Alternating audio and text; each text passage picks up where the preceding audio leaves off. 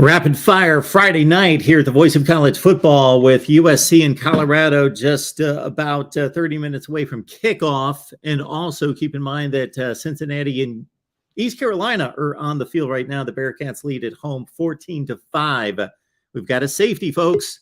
We've got a safety. 14-5. Bearcats lead East Carolina 14-5 second quarter. Again, Colorado and USC. The Trojans an enormous 31-point favorite against Colorado. This Trojan team has struggled mightily against bad football teams like Arizona. They're okay. They're not horrible, but they're pretty bad. And Cal, pretty bad football team. And yes, Arizona State as well. And Stanford. These have all been struggles for USC. They've all been fourth quarter games for USC. And so 31.5 points might be a little bit healthy, but Colorado is kind of a new low of awful in the Pac-12. Rapid fire Friday night, as I said right off the top, that means we're not sticking around for too long. We're going to preview week 11. We're going to start with our first caller. And again, we're not going to be around for long. So get those comments and questions in and get those phone calls in.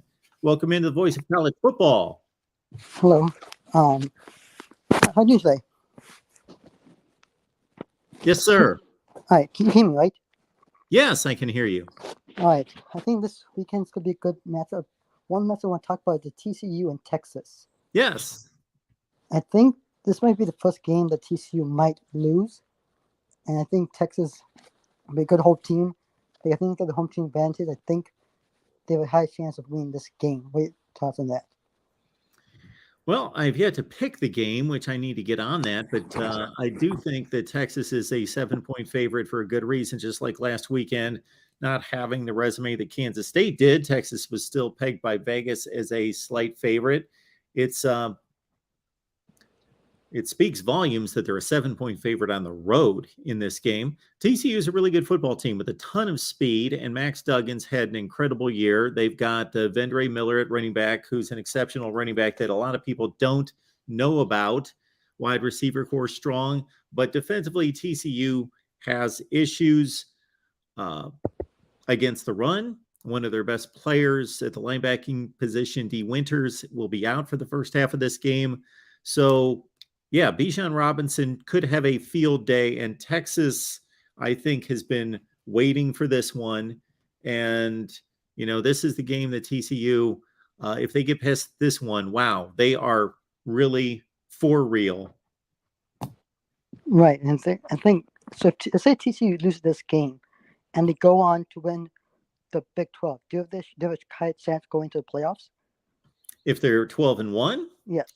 Well, it's not looking good for them as a 12-1 playoff team, and I don't like to see that because I think that all the conference champions should be in, but of course we've only got 4 spots. So what is going to be paramount for them, okay, under your scenario would be, number one, that they lose a close game. So they can't lose 42-14. That's pretty much going to end any playoff possibilities, reasonable playoff possibilities. So they got to stay within range and make it a really close game. Number one. Number two, it would certainly help if they lose this game. In some respects, this would be the game to lose because Texas could then go on to the Big 12 championship game and TCU could avenge the loss in the Big 12 title game. All right, rematch. All right, next, I have another question for you. And I think Washington State played the last few games.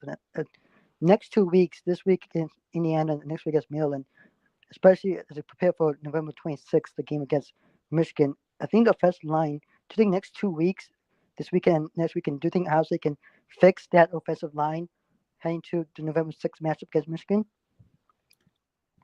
It's not going to be easy. Usually at this point in the season, especially along the offensive line where there's a lot of moving parts, you are who you are. Now, of course, they're going to continue to work at it. So to me, it's a combination of continuing to, so the players aren't going to physically develop anymore. It's not like it's the off season and you hit the weights and you build these guys up even more. It's in season. So they're just maintaining and you're just trying to keep them healthy. So it's about It's about technique. And I don't know that that can be improved much, but it can be. You can still drill home a better technique. And it's about calling plays that we tend to think of plays being called that utilize the offensive skill position weapons in the best way. But Ohio State's fine there. It's more about calling plays that are best for their offensive line to show off their skills, not calling plays that they don't run effectively from an offensive line standpoint. Right. And does Michigan, because last year they beat them in line scrimmage last year. That's the main reason why Michigan won last year. But do you think Michigan has a chance to beat Ohio State in the shoe in Columbus? Oh, I absolutely think they do have a really solid chance of winning the game. They're playing better right now. Yeah, because I'm a Michigan fan, by the way, and one of the main concerns for Hannah for us was defensively, right? Because we lost Aiden Hudson and David Ojabo to the draft, and our defense, man, we have no one rush defense in the country, but our defense looked better than last year. It's just been better. And then second thing is about Michigan's heading to the game against Nebraska. I mean, we need to work on the passing game. I mean, that's one thing that J.J. McCarthy and we have struggled. Our run game is solid with Blake Coleman, Don Edwards, but I think right now for Michigan, because of us probably had the Ohio State game, is probably the passing game. Thoughts? Well, so after the three cupcake games in non-conference play, of course, JJ won the job, and then they play Maryland in the first Big Ten game, and he missed on, I believe, 4 downfield throws, like deep passes downfield. Right. And then against Iowa, I only recall one shot that they took, and it wasn't a bomb. It wasn't an 8 or 9 route. It was a mid-range throw. They missed on that. I don't know that they, unlike Ohio State, which is showing that it's not capable of moving the ball on the ground in short yardage situations, Michigan's weakness is more out of style of play. I don't think that they've really taken that many shots or consistently taken enough shots to show that they're struggling there. They're just not doing it. They're just not calling those plays. Which I think they should be able to do that. And then I think Michigan wins, most likely blow out Nebraska this weekend. I think that should be an easy win. And then next game I want to talk about is Alabama and Ole Miss. Coming off the loss to LSU, and I think given that Ole Miss offense is excellent, the defense it's okay. But does Alabama have a shot to win this, or Ole Miss beats them at home? Oh, I believe Alabama's going to win that game. Yeah, I just think they're a significantly better team. They are playing on the road. Ole Miss is a fine team. They're a top 15 team. Alabama's lost these 2 games on the final play of the game against 2 of the best teams in the country in arguably the 2 most hostile environments in the country. It's not been a vintage Alabama season, but, I expect them to go to Oxford and win. Ole Miss has a really good rushing attack. People focus on Lane Kiffin being a passing guy, but they actually have run the ball more than just about anyone in the conference and led the league in rushing the last 2 years. But against, we really saw Ole Miss against a quality opponent when they went to Baton Rouge and played LSU and lost by 4 scores. I think it's going to be a decent game, but I think Alabama's a little bit too much for Ole Miss. And this game is LSU and at Arkansas. I mean, LSU, and right now in the driver's seat to win the SEC West. But do you think LSU win this game, or does Arkansas pulls the upset? Yeah, this is a curious matchup for LSU. Certainly, the odds makers only make it a 3.5 point pick. They're playing in Fayetteville. It's 11 a.m. start. It's been 7 days, but at the same time, I'm sure that it took those players a couple days to come down off of that high and really focus on the next mission at hand. From a talent standpoint, LSU certainly has a superior roster, but not by a ton. Arkansas's defense has been horrendous over the last half of the season, and some of that's been due to injuries, but they kind of started out the season not playing well on that side of the ball. They couldn't move Liberty out of the way with one of the best running backs in the SEC, Rocket Sanders, having a pretty marginal day against a Liberty defense. Ole Miss, as long as they're sharp and focused and energized to play this game, they'll be fine. But there is human nature involved here. So, and usually we see a few of these upsets the last 2 to 3 weeks of the season where somebody who's in Arkansas is not incapable, but somebody who's a decided underdog with nothing to play for pulls out the win. Right. And now speaking of Pac-12, after USC, I think USC wins this game against Colorado. I mean, Colorado's probably one of the worst teams in the Power 5 right now. And USC actually has one loss, has a chance to go to potentially not only the Pac-12 but also playoffs. So I guess my question is USC's total chances of making not only to the Pac-12 but also going to the playoffs, knowing that they have to play USC, UCLA next weekend and then have Notre Dame at the end of the year. Well, if you're talking about their chances of making the playoff, if they complete the run and go 12-1, I think they probably have the best chances of anyone in the Pac-12 because they're not Oregon, who has that humiliating loss to Georgia.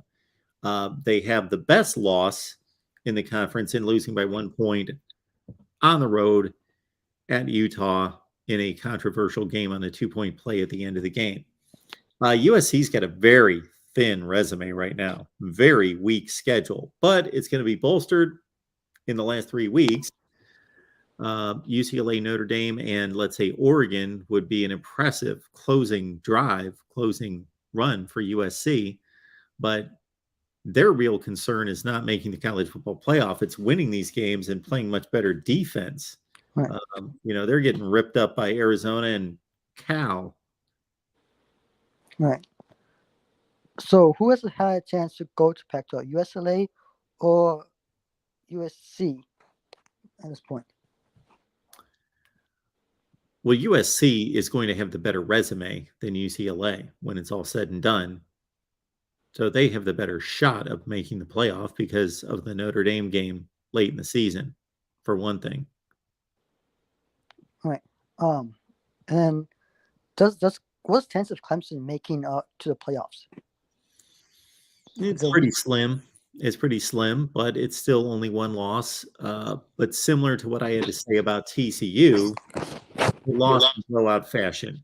Had they gone to Notre Dame and lost 28-24, they would be in much better position right now. But the playoff committee has historically left out teams that had playoff credentials otherwise because they got blown out. And that's what happened to Clemson. Right. And then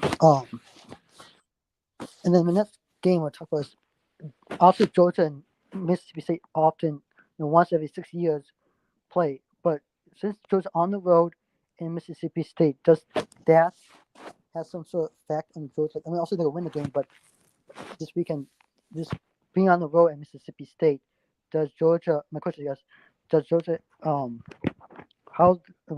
think Georgia win this one, but how does this matchup will go? Well, generally, Mississippi State has not had the type of players or enough of them to compete heavily in these kind of games. Alabama beat them by 40 last year. They beat them in similar fashion this year.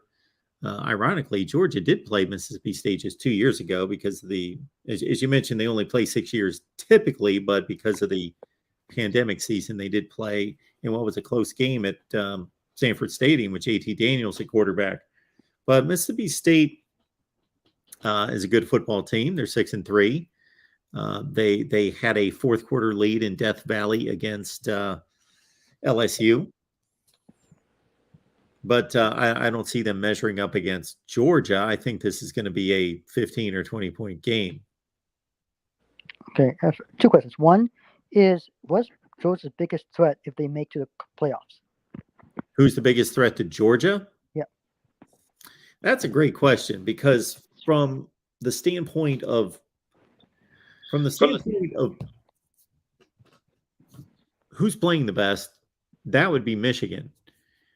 From a style standpoint, I think Ohio State's more capable of dismantling Georgia's defense than Michigan.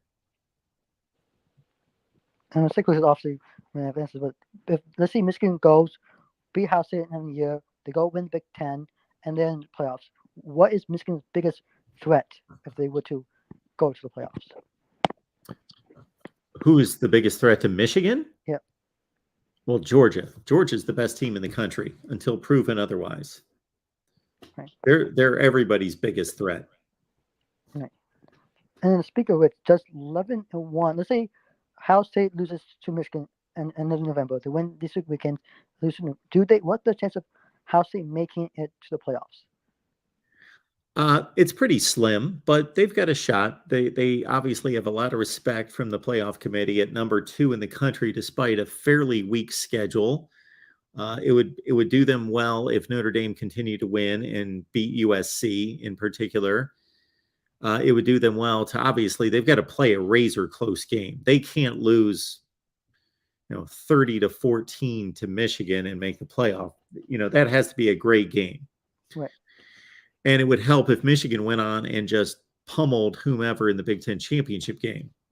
So they need all those things to work for them. And then we could go through all sorts of different scenarios that would help Ohio State, like a one-loss TCU in the Big 12 with a bad loss. Let's say they lose tomorrow 37-14. That's going to help Ohio State because they may get the nod over a conference champion from the Pac-12 or the Big 12 that has a bad loss. So those are some of the ingredients they need. Bad losses by the other contending teams, and they need Michigan in particular and Notre Dame to play well. Okay, one last question.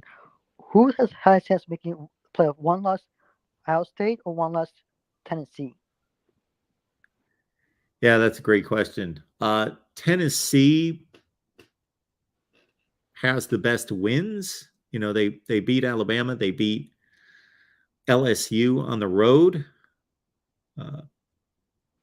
So I guess what would offset that would be Ohio State. For them to have a claim or to be considered, they'd have to lose a really close game to Michigan. And Tennessee obviously got blown out by Georgia, so that's a bit of an equalizing factor. Tennessee's going to have a stronger strength of schedule. So you would think that the committee would go that route. And certainly if Georgia finishes off their run undefeated, that's going to help Tennessee's cause. Right. And let's say Michigan, does 11-1 Michigan have a chance of making the playoffs? A little bit less of a chance than Ohio State, because on one hand, they can claim that they had to go on the road against Ohio State as opposed to the Buckeyes losing a home game. But of course, with the non-conference slate that Michigan played, that's hurting them. Right. All right, sir. Yep. Thank you for having me, and I was going to say thank you for having me on the show. Call back anytime. Yep. Thank you. All right, we are leading everyone up to Colorado and USC. They kick off at the bottom of the hour right here at the Voice of College Football. I believe that's an FS1 game.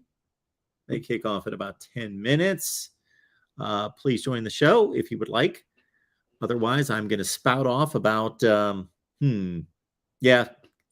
I had a few other subjects rolling around in my head, but we'll stick to college football. And we will run through the schedule.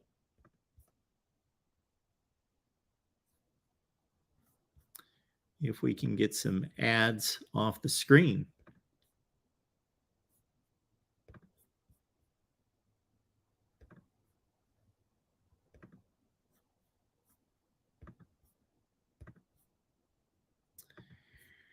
And so again tonight, we've got Cincinnati and East Carolina on the field, and this is actually an important game. The American Conference and what is going to prove to be the one slot for the group of 5 is coming down to a 1-loss Cincinnati, a 1-loss Tulane, and a 1-loss UCF. And of course, the Green Wave and the Golden Knights are playing tomorrow in a top 25 group of 5 matchup. You don't see that very often. 2 teams in the group of 5 facing off as top 25 teams. So they are getting together. So again, this is a big game as we look at the conference standings right now. Tulane's 5-0, and then you got a UCF Cincinnati tie for second place at 4-1. So this game's going to go a long way with East Carolina only down 9 just before halftime here. All right. And I got to think USC is going to handle business very convincingly. Ohio State, Indiana at noon.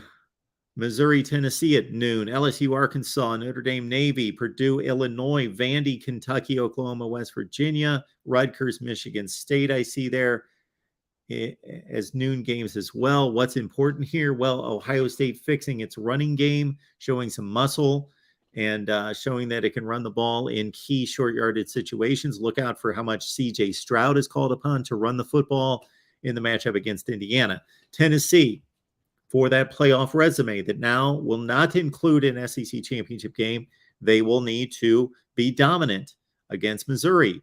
Interesting that we will have a comparison, of course, between Tennessee and Georgia. Now, of course, they played, so that's what really matters, but there will be some value points there that Tennessee can earn against Mizzou. Arkansas, LSU, and again, we talked about it with our caller. LSU, just a 3.5-point favorite. They control the SEC Western Division, but don't be surprised if there's a letdown at Fayetteville, 11 a.m. local time kickoff. And Jaden Daniels is playing lights out, and LSU is overall. But hey, this is the same team that lost to Tennessee by 3 scores. This is the same team that struggled against Auburn, barely left the Plains with a win. Notre Dame, Navy, there we see it right there. And again, Ohio State wants Notre Dame to continue to win. Purdue, Illinois. This is a game that's not being talked about too much because the national attention's on the playoff, but this is for control of the Big Ten Western Division to a certain extent. I don't want to say that it's complete control for the winner. If Illinois wins, they are in complete control of the Big Ten Western Division. If Purdue wins, then it becomes muddled and complicated, and then really factors in Wisconsin and Iowa from there. Kentucky, Vandy, bowl positioning there for the Wildcats. OU, West Virginia. We just did our West Virginia show. Check it out with Gold and Blue Dude. And, of course, Oklahoma at 5-4. West Virginia needs to win out just to reach a bowl game. They're 3-6. Neil Brown possibly on a hot seat. Liberty's 8-1, coming off that big win at Arkansas, going to UConn, the much improved mighty Huskies under Jim Mora at 5-5, vying for a bowl game. Rutgers, Michigan State. The Scarlet Knights need to win 2 of their final 3 games to reach bowl eligibility. At 4-5, Michigan State is in the same boat at 4-5, coming off a big win at Illinois. Duke, Virginia Tech. Look at Duke. Duke should be a pretty, I know that they're not a huge point spread favorite here against Virginia Tech, but a solid favorite to not win by a lot, but to win the game. Virginia Tech's been awful this year. Duke is a solid football team that is, North Carolina's best win to date. Duke comes in at 6-3, so they're doing some bowl positioning there. Pitt, Virginia. Pitt needs to continue to win to make a bowl game at 5-4. And that's pretty much it for the noon window. At 3:30, we've got a log jam of excellent games at 3:30. Yes, I will pay attention to Nebraska, Michigan. I wish Casey Thompson would have been playing for Nebraska. They are hamstrung on offense without Casey Thompson. Throwing to Trey Palmer in particular. Logan Smothers, not the answer.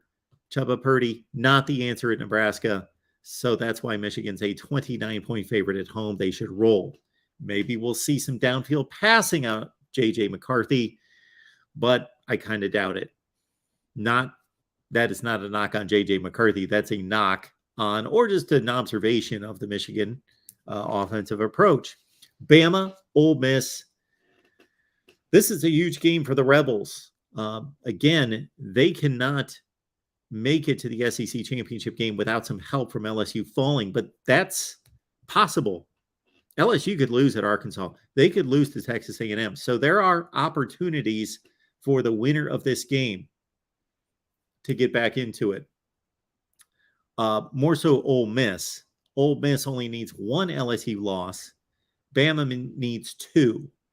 Ole Miss has lost only once, and Bama has lost twice. Louisville, Clemson. The Cardinals are playing good football with 4 consecutive wins, including the last 2 weekends against a pretty good Wake Forest team. And then Louisville beat, who did they just beat this past weekend? My mind's going blank. I don't remember who they beat this past weekend. Anyway, they've won 4 consecutive games. I know that. And my mind does know who they beat last weekend. It's just not coming to me. Louisville goes to Clemson. Clemson needs to fix some things. They are in control of the Atlantic Division. They will be playing in the ACC championship game, but how good are they? Are we going to see Cade Klubnik in this game? And it's really bothering me that I can't remember who Louisville beat last weekend. It had to be somebody in conference. They didn't play NC State. They didn't play Syracuse. They didn't play Florida State. They didn't play BC. They played Wake the week before. Virginia. Was it Virginia? Maybe. Anyway, Maryland and Penn State. Completely meaningless game in terms of Big Ten championship considerations, but a couple decent teams, and Penn State's a really good team. I expect them to win this game. They're a 10-point favorite. Will Drew Aller get to play at quarterback? BC NC State bowl positioning for the Wolfpack. They're 7-2. There's the game that we've been talking about. UCF and Tulane. I've not seen either one of these two teams play. Of course, Tulane's got the win against Kansas State earlier this season. They've only lost once to Southern Miss. And UCF has a loss to Louisville. And they've got a pretty bad loss to somebody. UCF. Not going to look that one up. Anyway, 2 losses for UCF, one in conference. I believe Memphis No, not Memphis. They beat Memphis last week. Anyway, UCF lost to Louisville. They are 7-2. Elsewhere, Oklahoma State, for as bad as they've played the last 2 weeks, losing 48-0. That's the surprise score of the season 2 weeks ago. Then they got blasted by Kansas. Oklahoma State at just 2 losses in the Big 12 can make their way into the Big 12 championship game. It's pretty much between Oklahoma State, Kansas State, Baylor, and Texas. Whoever plays the best down the stretch is going to face TCU. Wisconsin, Iowa, enormous game in the Big Ten Western Division, especially if Illinois loses. Northwestern, Minnesota at 3:30. Anybody else at 3:30 that matters? Then we got a 4:00 game on the SEC Network with South Carolina and Florida, and I see a caller coming in. Got our guy Porter showing up tonight. Hello, Porter. Hey, Mark. Good evening. Good evening. Hope you're doing well. Hope you're enjoying this season so far. I am. Good. And you? I would think you are. Yeah. I'm pretty pleased after last weekend. So, but you know, I'm one of those. I don't count my chickens till they hatch. So, but yeah, very pleased at how Georgia's playing. But I didn't really call to talk about that. And you know me, I don't like to brag a lot, but I came to kind of toot my own horn, if that's okay. Go right ahead. Toot away. What did I say? What have I been saying for 10 months, 9 months, whatever, about Bama? Do you remember what I've said consistently on the chats, when I call in, all that? Well, what did I say? I said Bama's going 10-2 this year, okay. and everybody laughed at me. Do you remember me saying that? I can't say that I have. Hunter, you got to realize I talk to a lot of people and I read a lot of chat. So I can't keep track of everybody's predictions. So I was at 11-1. So I will probably be off by one game, but you're going to be on the mark most likely. I think so too. And it's kind of funny. I've said maybe, I can't expect you to remember everything, but I've said two things I've said that people laugh at me. And now suddenly I have people, pundits nationally, that are saying exactly what I've been saying for the whole off season. Yeah. I said, the culture is not there. Whenever you go to a transfer portal culture, it's going to hurt overall. And that's exactly what Bama's seeing right now. So we're seeing that right now. Now they have their second loss, and suddenly everybody's starting to gravitate to what I've been saying about Saban. Is the guy gave up his physicality of his program by going to embracing this up and down the field offense that he's had since Lane Kiffin got there. Yeah. In 2015. So they aren't as physical as they used to be. They don't play good defense like they used to. He is 2-3 in national championship games, the last 5. And part of that is because they're not that physical of a program. And I have said that for all off season. And now the chickens have come home to roost. What is your assessment of those guys? Well, I got to say, as soon as you brought up the transfer portal, I was scrambling to think of other examples of teams that have not entered the transfer portal, have not partaken much. Clemson, of course, is first and foremost. They come to mind. They've completely, of course, they've lost players, but they've not supplemented themselves. Georgia, I cannot think of any key additions through the transfer portal.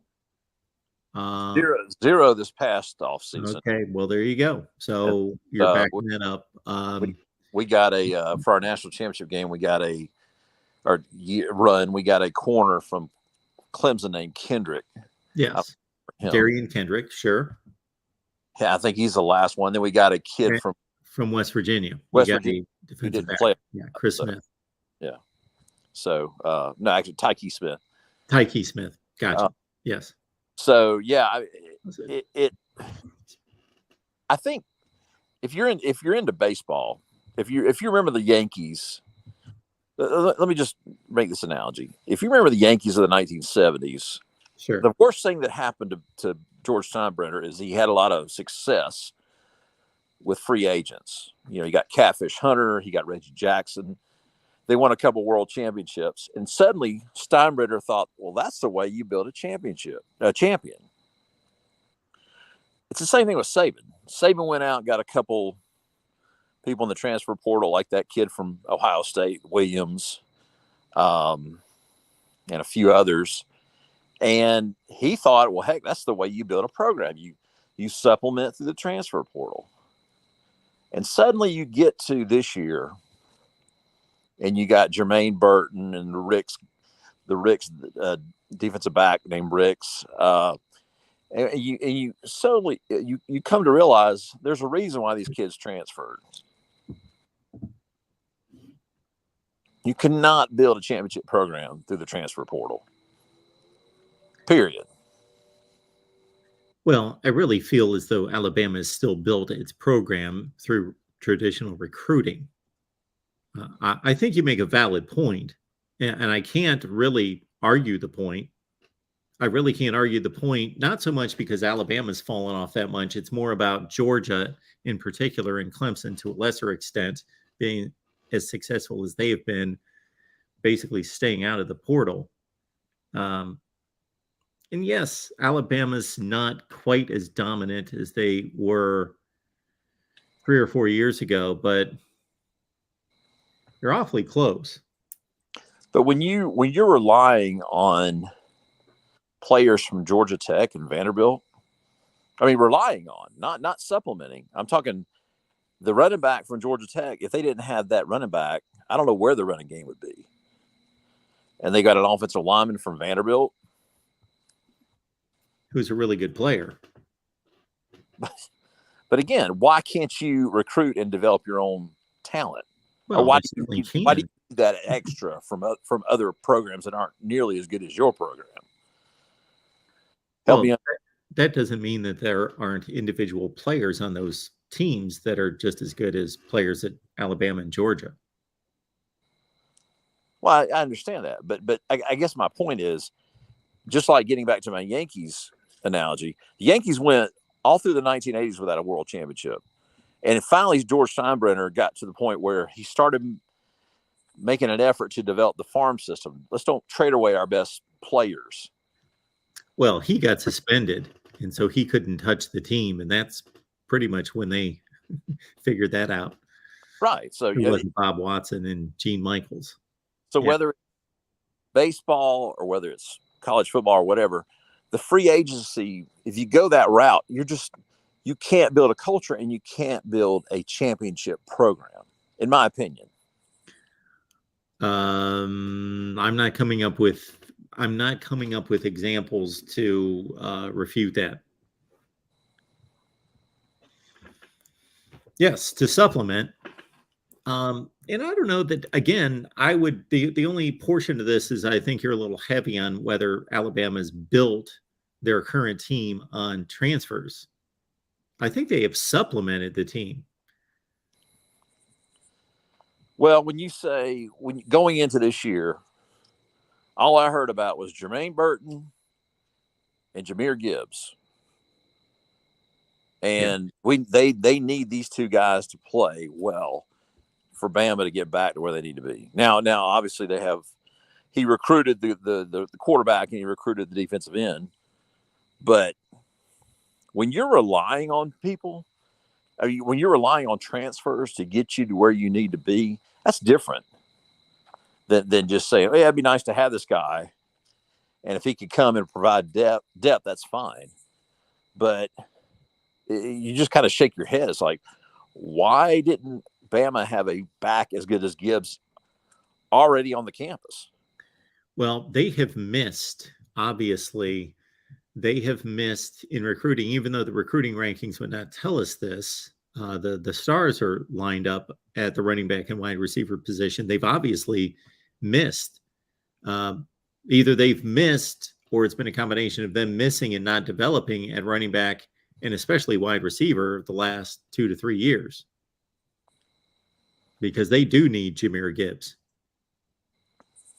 Yep. And then Jermaine Burton's been a serviceable player, but nothing. He's just another guy there, just like the other 4 or 5. None of them stand out like the previous guys they've had. Yeah. Yeah. Well, let me change topics real quick. Sure. Everybody's talking about this game between Ohio State and Michigan. And again, I think both teams are really good. Don't get me wrong. By what I'm about to say, I don't want you to think I'm saying they're not really good teams. Yeah. But whoever loses that game, what is their best win? Penn State or Notre Dame. Does that get them in the playoff? If say probably has a couple losses and probably not. Okay, that's kind of what I was thinking. Well, the last caller gave me a bunch of scenarios, and I told them that the Ohio State Michigan loser would most likely not get into the playoff. But then I gave them about 4 or 5 bullet points of what they needed to root for to have happen to get them into position to make the playoff. Like Notre Dame needs to beat USC and finish the season 9-3. If let's say Ohio State loses the Michigan game, they want Notre Dame to obviously look impressive. They want Michigan to hammer whomever in the Big Ten championship game, although that's not going to matter much. But more than that, they need TCU's loss to be a devastating loss, a blowout, embarrassing loss, just like Clemson's was. That's what they need. Okay, well, it's nice to hear you say that because it seemed like every other Big Ten centric pundit out there seems to think that whoever loses that game in Columbus has a shot at getting in. I I'm just a nationally centric pundit. okay, Mark. I'm a nationally centric pundit. Maybe Yeah. I've got a slight lean toward the Pac-12. Yes, I know you've detected that, but Yeah. we're nationally based here. Well, I'm glad to hear you say that though, because I kept racking my brain. I'm thinking, who has, what is the best victory for those teams? And Penn State. What is Penn State right now? What are they ranked? They're I think they're like 14th by the committee. Oh, I didn't realize they were that high. I thought they were late. Yeah, I believe they're 14. Like 18 or 19. So, all right. Well, good to hear from you. Good talking to you. Good to hear from you. And anyway, have a good day. Have a good Porter. watching football tomorrow. Appreciate you being here. Thanks, Porter. See you. It's our guy Porter, Georgia fan, having a big season again. Of course, always makes good points. Hey, if you guys make good points, I'm not going to just play devil's advocate just to play devil's advocate. I'm not going to be a contrarian just to make your life miserable. If you make really good points, I can't refute them. I'll scan the country trying to come up with an example or two or three. And even if I do, I'll say, well, I can come up with a couple examples against that point. That doesn't make your point invalid. Or I will tell you, hey, just to make it interesting, I'm going to play devil's advocate. But I will not discredit anybody's or attempt to discredit anybody's valid argument unless there's reason to. All right. We got USC and Colorado on the field. Nobody is expecting this game to be worth watching. However, I am going to watch some of it until it no longer becomes a game. Appreciate everybody being here. On Saturday, what we do, we got instant analysis coming your way constantly. Like I take in the noon window and I instantly, bam, pump out some content to let you know what I saw, what I thought was meaningful. So we will do that again tomorrow. So expect 2, 3, 4 videos here at the Voice of College Football, live streams throughout the day, and especially after the primetime games. And tonight, keep in mind, I'm glad I remembered this. Keep in mind tonight that after the USC-Colorado game, join our guys, Tim, Tony, and Rick. They do a phenomenal job on USC in the Pac-12, and they do our USC post-game here at the Voice of College Football after every USC game. And shoot, this game's 3 minutes in and USC hasn't scored. No score 3 minutes into the game. Hey, that's a victory for Colorado. And that's even with them having the ball for those 3 minutes. All right. So USC postgame here at the Voice of College Football on the USC channel after the ball game. And then we've got postgame shows all over the place on Saturday, meaning Ohio State, Michigan, Penn State, Iowa, Nebraska, West Virginia, Oklahoma, Oregon, Florida State, Miami, Clemson, Alabama, and I think I got them all. Georgia, yes, Georgia as well, and Notre Dame. Nick Danger, thank you so much for the Super Chat contribution. Thank you so much for that. The super sticker from West Virginia's Nick Danger. Thank you so much for that. Appreciate that. And again, you guys are phenomenal. You guys have made this possible. Otherwise, we don't have a channel here and don't have these series of channels. So we appreciate that so much here at the Voice of College Football. So continue to support in any way that you can. That means you can just like the videos. Just hit the like button on the videos.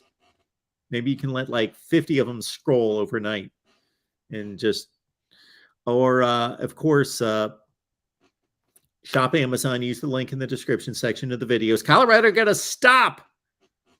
That's phenomenal. They've got to stop under their belts on defense. So go to Amazon, the Amazon link in the description section of the videos. Please use that when you shop on Amazon. And I know I say this every so often, and you guys probably get sick of hearing this, but I could only imagine I could only imagine. I got a squeaky chair going here. I need some WD-40. I actually need a new chair. This thing is a bit worn out. I got to get a good ergonomic chair. I thought this one was, but we can do better. Yes, the Amazon link. You know, I just think, man, if everybody would get on board with the Amazon link, it doesn't cost you anything, zero. And it's the same shopping experience. You get on the link, boom, you're on Amazon, just like you would otherwise. And we reap the 1, 2, 3%, whatever it turns out to be based on your shopping. All right. We'll be here all day on Saturday here at the Voice of College Football. Join us on Discord. That's the other thing. On Patreon. For you folks who like to put a couple bucks on these games, our guy Steve Merrill at Wager Talk joins us each and every Thursday. Steve and I go through as many games as we can possibly get to in an hour, and we post those segments on the various channels. Okay.